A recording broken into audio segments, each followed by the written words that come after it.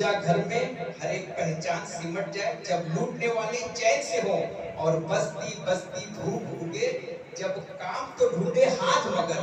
कुछ हाथ न आए हाथों को, और खाली खाली हाथों में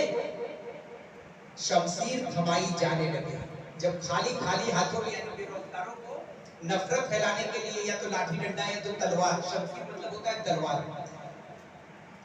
और खाली खाली हाथों में शमशीर थमाई जाने लगे, तब समझो हर एक घटना का आपस में गहरा रिश्ता है। ये धर्म के नाम पे साजिश है और साजिश बेहद गहरी है। तब समझो मजहब और धर्म नहीं तहजीब लगी है दांव पे,